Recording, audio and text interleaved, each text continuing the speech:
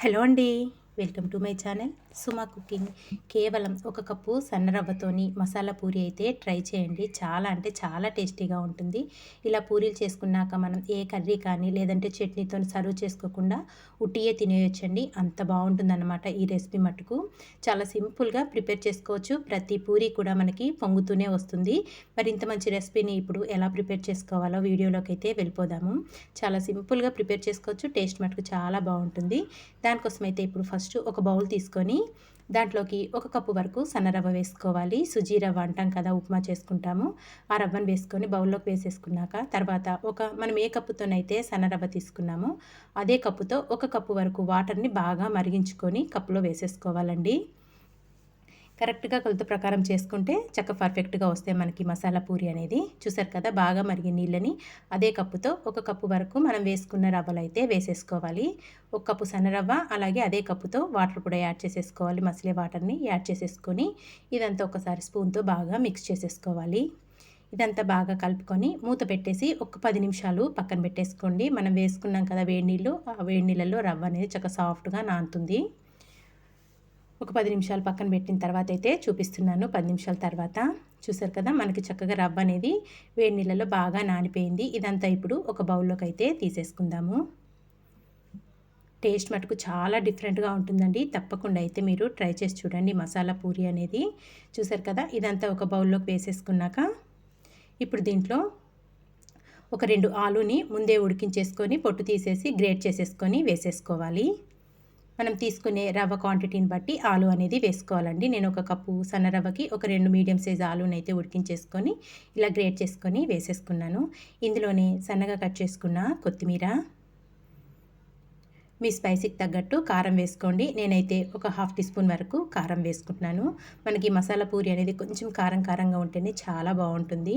రుచికి సరిపడినంత సాల్ట్,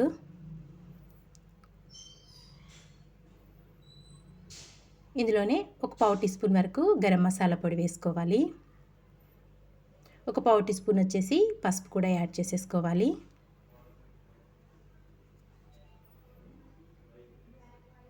ఒక హాఫ్ టీ స్పూన్ వరకు అల్లం వెల్లుల్లి పేస్టు. ఇలా మనం అన్ని మసాలాలు వేసుకొని చేసుకుంటున్నాం కాబట్టి ఇంకా మనకు ఏ కర్రీతో కూడా సర్వ్ చేసుకోవాల్సిన అవసరం లేదండి.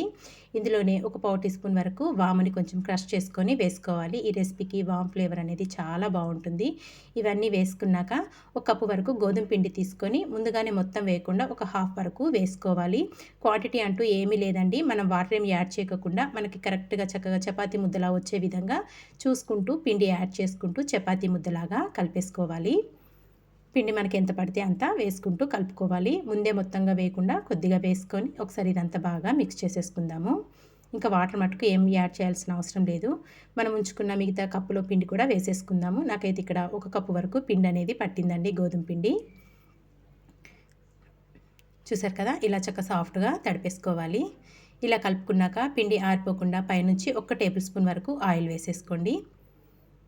ఇలా ఆయిల్ వేసేసుకొని మళ్ళీ ఇదంతా ఒకసారి బాగా మిక్స్ చేసేసుకొని ఒక 10 నిమిషాలు పక్కన పెట్టేసుకుందాము. ఎక్కువ టైం కూడా అవసరం లేదండి. ఒక 10 నిమిషాల తర్వాత అయితే మళ్ళీ మూత తీసేసుకొని పిండిని ఒకసారి మళ్ళీ కలుపుకొని ఇందులో నుంచి కొంచెం పెద్ద సైజు పిండి ముద్దనైతే తీసుకోవాలి.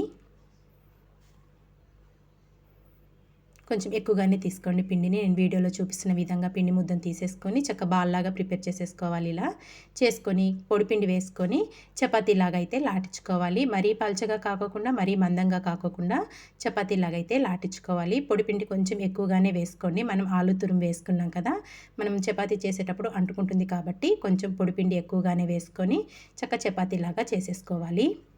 మనకి ఈ మాత్రం మందంగా ఉంటే సరిపోతుంది.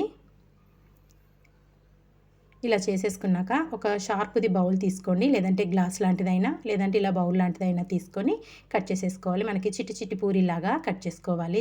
రౌండ్‌గా కనిపిస్తాయి మనకు షేప్ కూడా. ఇక్కడ నేనైతే ఒక షార్ప్‌గా ఉన్న గిన్నెతోనైతే ఇలా కట్ చేసుకున్నాను. మనం చేసుకున్న చపాతీకి ఒక 4 చిన్న చిన్న పూరీలాగా అయితే కట్ చేసేసుకున్నాను.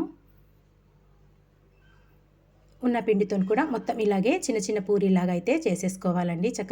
చపాతీలా లాటించుకొని పూరీలా చేసుకొని ఒక ప్లేట్లోకి అయితే పెట్టుకున్నాను. తర్వాత స్టవ్ పైన డీప్ ఫ్రైకి ఆయిల్ పెట్టేసుకున్నాను ప్యాన్లో. ఆయిల్ బాగా వేడయ్యాక మనం చేసుకున్న చిట్టి చిట్టి పూరీలను 1 బై 1 వేసుకొని చక్కగా కాల్చుకోవాలి. చూసారు కదా, చక్కగా పొంగుతూ వస్తాయండి ప్రతి ఒక్క పూరి.